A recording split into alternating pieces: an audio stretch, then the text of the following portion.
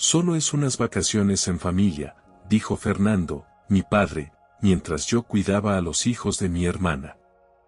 Vamos, admítelo ya. No queríamos pasar tiempo con ese fracasado, rió Lucía. El control de natalidad solo es efectivo al 99%, añadió Isabel, mi madre, burlándose. Y él es el 1%. Me quedé en silencio. A los 20 minutos me había ido. 3 semanas después, se arrepentirían de cada palabra. Todo empezó cuando Lucía me llamó un martes por la noche, con tono nervioso. Tenía que irse de viaje, algo de última hora. Muy importante. Y me pidió que cuidara de los niños. Dijo que serían solo 2 días. Pero resultaron ser 5. 5. Le dije que sí sin preguntar siquiera a dónde iba ni por qué.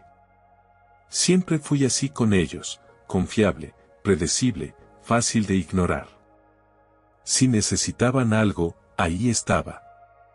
Sin preguntas. Sin esperar un gracias. Supongo que pensaba que eso era lo que significaba ser familia. Ya no lo creo. Santiago y Adriana, los hijos de Lucía, eran un caos. No de ese tipo divertido que se publica en redes. Hablo de caos real. Santiago, con 9 años, tenía una adicción a la tablet que lo transformaba en una fiera cada vez que se la quitabas. Adriana, con 6, gritaba con un tono tan agudo que los vecinos golpeaban las paredes. Cada conversación con ellos era como negociar con terroristas en miniatura. La primera noche, Adriana me mordió el brazo porque no le dejé cenar con una cuchara de glaseado. Santiago se quedó despierto hasta las 3 de la mañana viendo vídeos de gente desenvolviendo juguetes en YouTube. Cuando intenté apagarle la pantalla, se encerró en el baño y no salió hasta que le pasé una nota bajo la puerta, prometiendo que no tendría restricciones de pantalla. Eso duró 5 días. Mientras tanto, Lucía publicaba selfies en un resort de lujo en Ibiza. Copas infinitas, desayunos junto a la piscina, brisas marinas. Ni una sola vez preguntó por los niños. Ni una vez me preguntó cómo iba todo. Tuve que escribirle yo para preguntarle si Santiago era alérgico a las nueces. Después de que robara una barrita a un niño del vecindario. Me respondió con un emoji riéndose. Al 5.º día, contaba las horas. No había dormido casi nada. No había comido bien. Mi piso olía a plastilina, calcetines sudados y leche agria. Limpié todo, vestí a los niños, preparé sus cosas. Solo quería que acabara. Y entonces llegaron. Fernando, Isabel y Lucía. Entraron juntos, como si volvieran de un spa. Todos morenos, riendo, con bolsas de snacks caros del aeropuerto. Se reían de alguna anécdota del vuelo. Fernando dejó su bolsa en el suelo. Isabel me saludó con un leve movimiento de cabeza. Lucía ni siquiera miró a los niños. Me miró a mí y dijo: «Tienes un aspecto horrible». No respondí. Intenté decidir si estaba más exhausto o más insultado. Fernando se sentó en el brazo del sofá y soltó de repente: «Solo eran unas vacaciones familiares». Como si tuviera que justificar algo. Como si yo hubiera malinterpretado algo. Lucía soltó una carcajada. «Vamos, admítelo. No queríamos estar con este perdedor». Al principio no entendí. Seguía de pie, todavía con la chaqueta de Adriana en las manos. Entonces Isabel se volvió loca riéndose y sirviéndose vino en una copa que ya estaba medio llena. «El control de natalidad solo es efectivo al 99%, repitió burlona. Y él es ese 1%. Los 3 se rieron como si fuese un chiste ensayado. Una broma privada. Como si yo fuera un remate de comedia de sobremesa. No dije nada. No pregunté qué querían decir. No pedí explicaciones. Simplemente dejé la chaqueta sobre la silla, salí, subí a mi coche y conduje. Ni siquiera miré atrás para ver si se daban cuenta de que me había ido. Esa fue la última vez que hice algo por ellos. Hasta que 3 semanas después, todo cambió. Cuando salí de la casa, no dije ni una palabra. Llegué a mi piso y entré en el silencio. Todo era un desastre. Platos sucios en el fregadero, ropa amontonada en una esquina, 2 plantas muertas. No había estado en casa en 5 días, y parecía que el lugar también se había rendido conmigo. Solté mi mochila, me senté en el sofá y me quedé mirando la pared durante mucho tiempo. Todo se sentía entumecido. Pero no de tristeza. Más bien como ese momento cuando un dolor de cabeza desaparece y te das cuenta de cuánto tiempo lo había soportado. Nadie me escribió. Nadie llamó. Ni un gracias. Ni una pregunta por los niños. El segundo día recibí un mensaje de Isabel. ¿Puedes venir a ayudarnos con la valla este fin de semana? Eso fue todo. Ninguna mención a lo que habían dicho. Ninguna disculpa. Como si no hubiese pasado nada. No respondí. Esa noche abrí una carpeta en mi portátil que no tocaba desde hacía meses. Ofertas de trabajo que había guardado y nunca mirado. Currículums a medio redactar. Certificados que ni siquiera había impreso. Sin pensarlo mucho, me postulé a 4 empresas. Una era una startup tecnológica en Barcelona. Otra, una ONG en Granada. Solo para ver. Al tercer día recibí un sí. No de todas, solo de una, la startup. Querían hacer una videollamada al día siguiente. Recogí un poco el fondo, me puse una camisa que no usaba desde mi último intento fallido de emprender. Y hablé con una mujer llamada Ángela durante 40 minutos. Al final, me dijo: eres justo el tipo de persona que estamos buscando. ¿Lo sabías? No, no lo sabía. Al cuarto día, mi vecino llamó a la puerta. Tenía un sobre en la mano.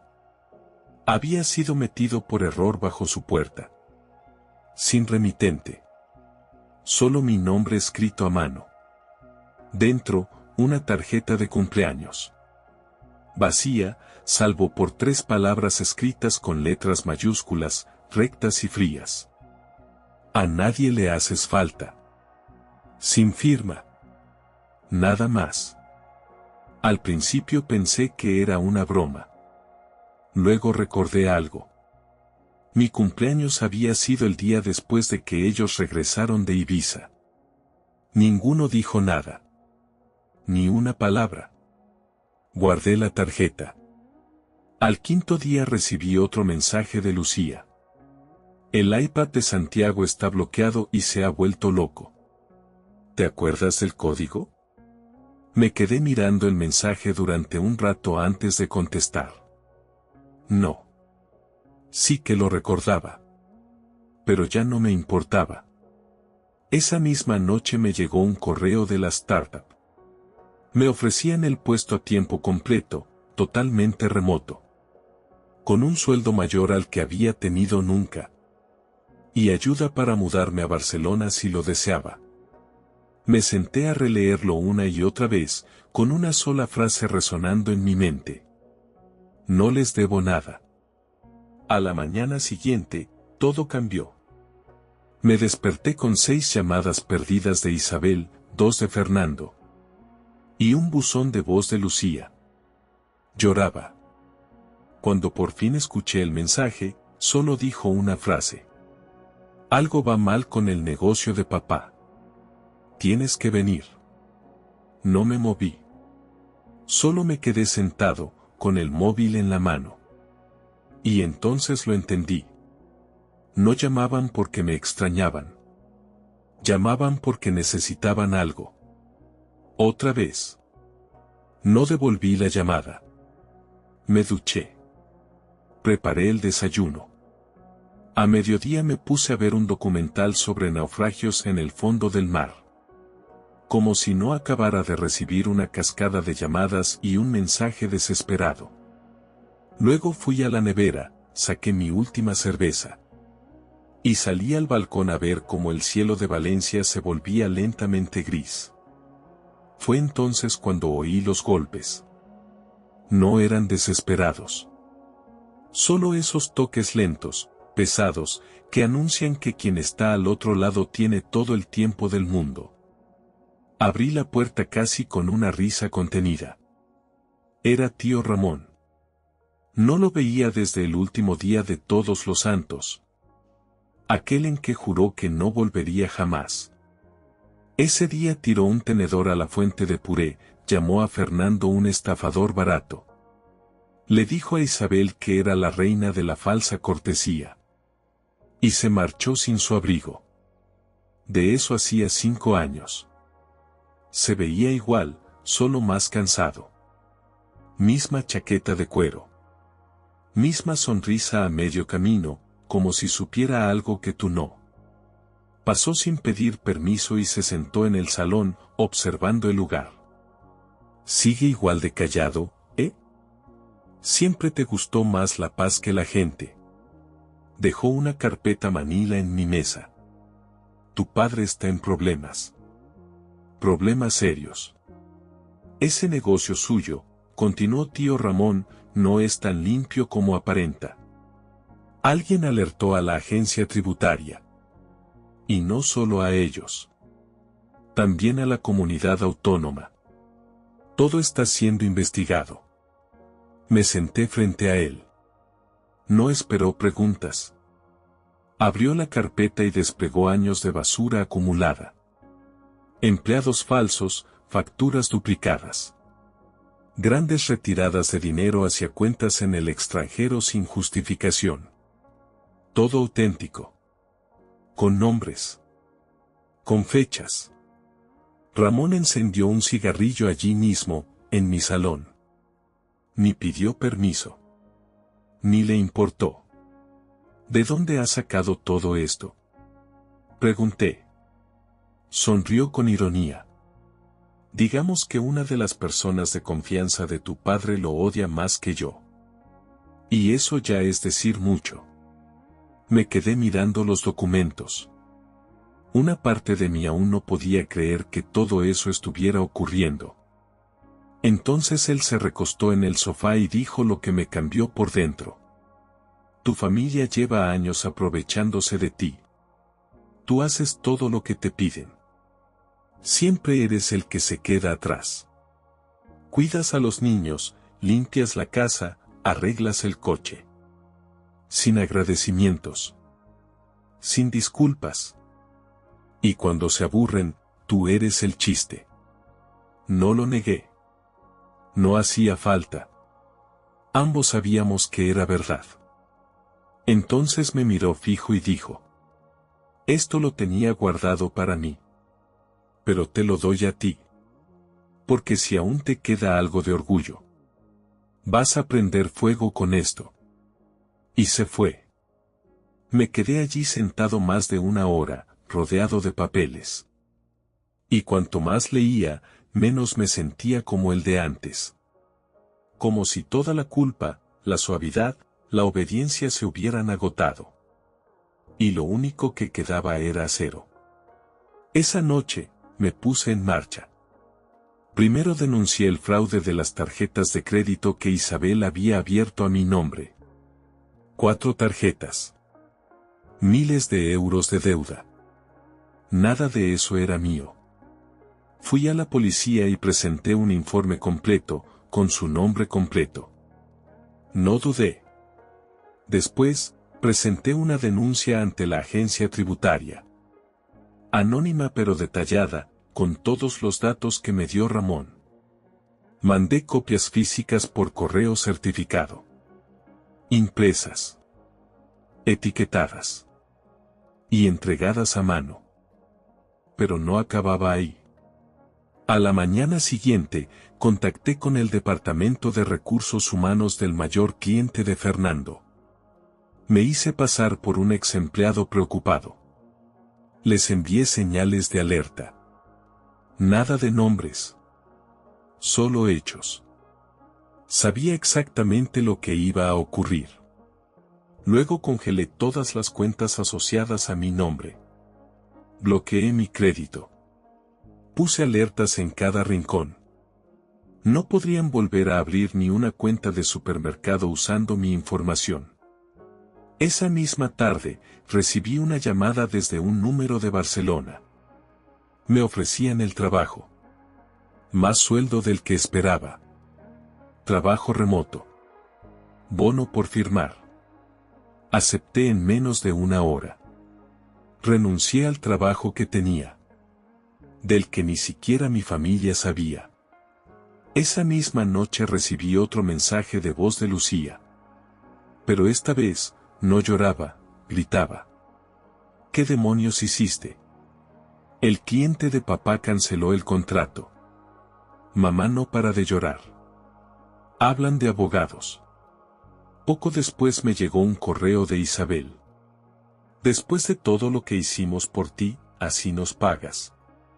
No respondí. Ese fin de semana, Ramón volvió a casa. Trajo una cerveza y me dijo: ¿Y bien? ¿Cómo se siente? Nada, le respondí. Aún así, alzó su lata y brindó. ¿Se siente bien, a qué sí? No esperar respeto, sino tomarlo. Y sí, por primera vez, me sentí completo. Como si estuviera de pie de verdad. Pensaba que ya les había ganado. Barcelona estaba cerrada. Quedaban solo 2 semanas para mudarme. Ya tenía a alguien que se quedaría con mi piso. Mi trabajo terminaba. Dormía mejor. Comía mejor. Era como si cortar los lazos hubiese desbloqueado algo en mi pecho. Entonces, 3 días antes de la mudanza, me entregaron una citación judicial. Un hombre trajeado me dio un sobre grueso a las 7 de la mañana. Yo aún estaba en pijama. Era una demanda civil. Fernando me denunciaba por difamación y por revelar información confidencial de su empresa. Un movimiento tan mezquino como personal. Dentro del paquete había capturas de publicaciones anónimas. Las mías. Y una reclamación por más de 250.000 euros en daños y contratos perdidos. Firmado por mi propio padre. Y por su abogado, un viejo amigo de golf.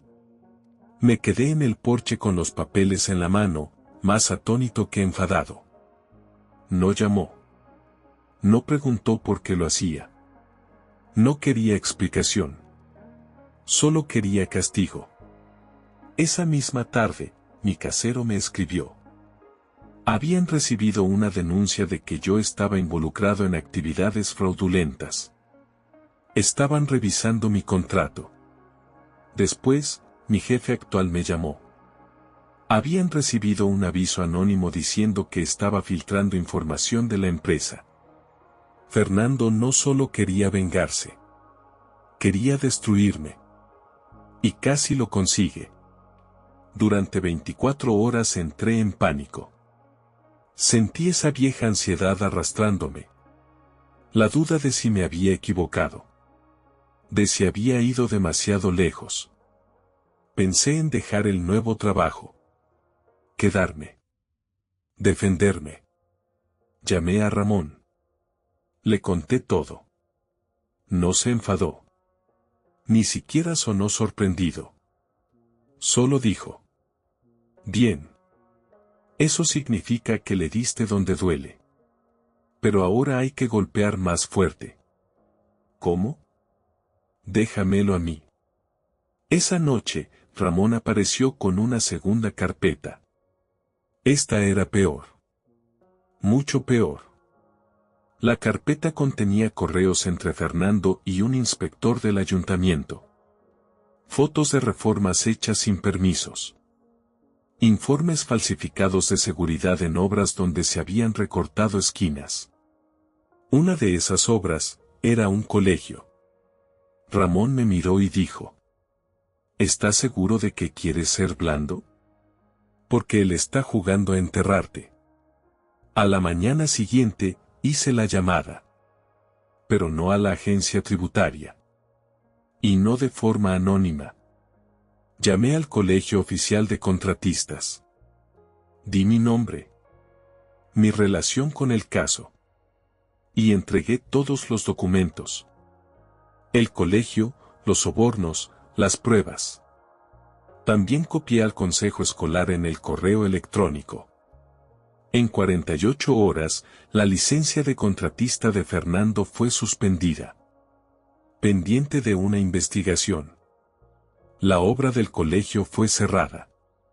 2 de sus subcontratistas fueron citados a declarar.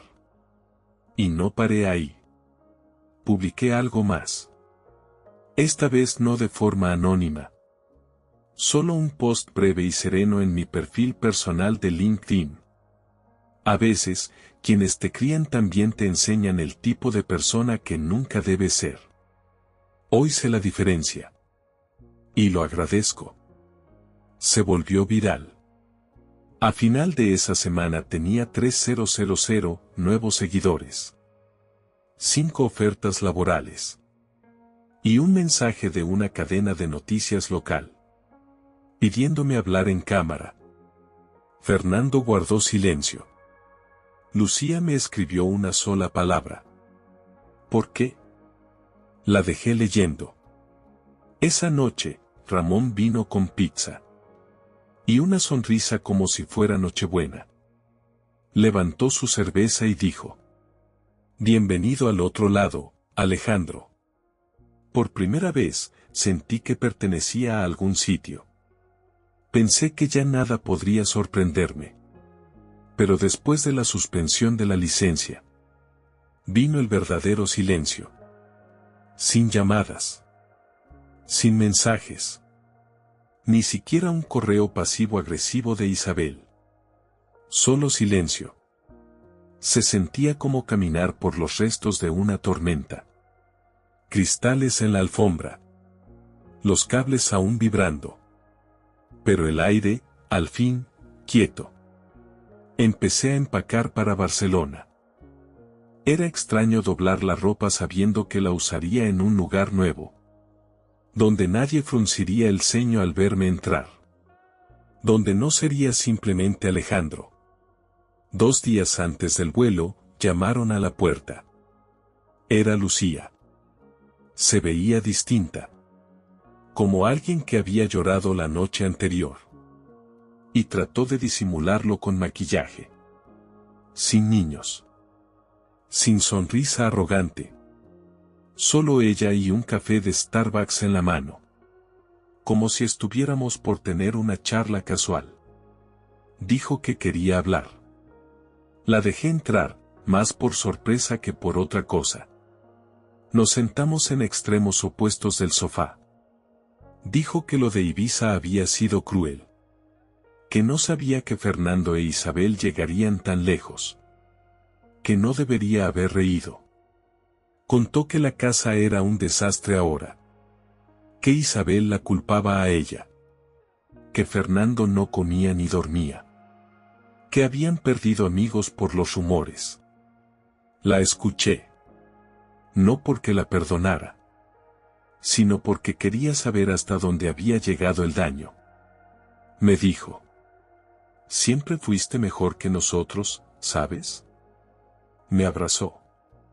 Yo no la abracé. Solo asentí y le di las gracias.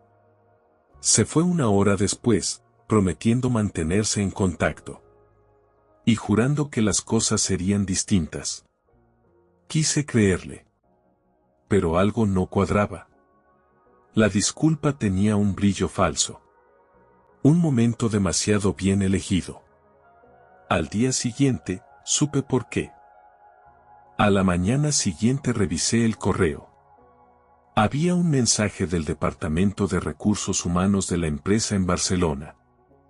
Me informaban, con tono neutral pero firme, que alguien había enviado un correo anónimo diciendo que yo había sido despedido de mi anterior empresa por comportamientos inadecuados.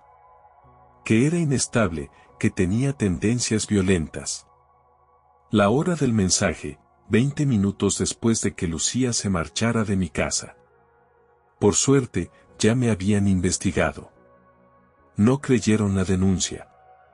Solo me lo informaban por si surgía algo más. Ahí fue cuando lo entendí todo. La disculpa. La cara triste. La taza de café. Todo había sido una puesta en escena. No era remordimiento. Era una jugada más. Tomé mi móvil, busqué su contacto y le escribí. Gracias por el café de ayer. Me ayudó a ver todo más claro. Y luego fui a la guerra. Abrí todas las carpetas antiguas. Mensajes. Audios. Capturas de pantalla. Cada vez que me pidió cuidar a los niños sin aviso. Cada vez que se esfumó debiéndome dinero. Cada foto presumiendo de viajes de empresa pagados con tarjetas que no estaban a su nombre. Lo organicé todo. Y lo envié, anónimamente, a su marido. Mensajes, resúmenes, hasta el recibo del hotel en Ibiza donde solo aparecía su nombre. Al día siguiente, él publicó una foto en Facebook.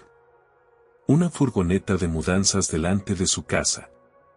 Y una sola frase. Hora de encargarme de los niños, por fin. Pero eso no fue lo más impactante. Esa misma noche recibí una llamada desde un número desconocido. Cuando contesté, era el antiguo socio de Fernando, al que había dejado fuera del negocio años atrás para quedarse con todos los beneficios. He visto lo que has hecho, dijo con voz firme. ¿Aún tienes los archivos? Sí. Perfecto. Quiero participar. Vamos a hundirlo. Por primera vez en años, me reí de verdad. Una risa limpia. No de burla. De liberación. Habían construido una casa de espejos. Y nunca pensaron que un día yo sería el reflejo. Nos vimos en un restaurante de carretera cerca de Zaragoza. Típico. Asientos de vinilo rajados. Una camarera que parecía haberlo visto todo.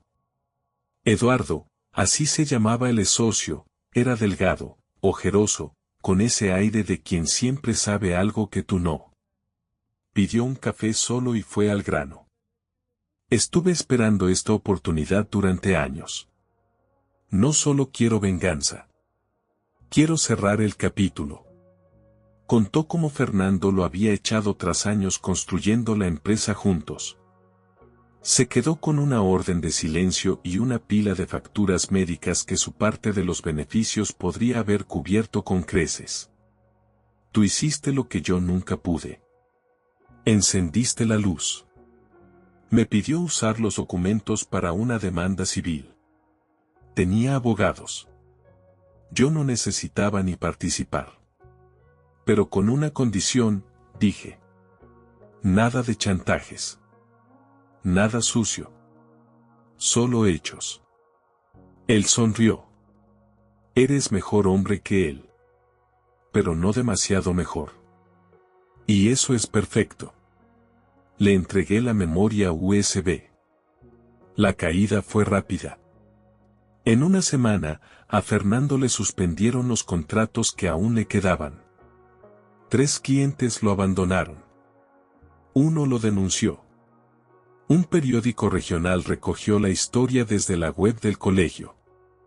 Y la convirtió en un reportaje. No hacía falta que mencionaran su nombre. Todo el mundo entendía. Volví a hablar con Ramón. Me dijo que habían puesto la casa en venta. Discretamente. Solo ofertas en efectivo. Al final, fue Isabel la que rompió el silencio. Me envió un único correo. ¿Ya estás feliz? No respondí. No porque no tuviera respuesta, sino porque esto nunca fue por felicidad. Fue por equilibrio. Lucía desapareció. Su marido pidió la custodia total. Alegó inestabilidad, ocultamiento financiero. Y algo que me encantó leer. Negligencia emocional, respaldada por testigos y pruebas. Yo no entregué nada directamente. Pero, al parecer, él ya había tenido suficiente. La víspera de mi vuelo a Barcelona, caminé por el piso vacío. Pensé en todos los años esperando un simple gracias que nunca llegó. Cumpleaños olvidados. Favores unilaterales. Dejé una nota en la parte interior de la puerta. Te perdono. Pero ya no te respeto. Y nunca más lo haré. A la mañana siguiente, despegó el avión. Asiento junto a la ventana. Lluvia ligera sobre el asfalto. No miré atrás.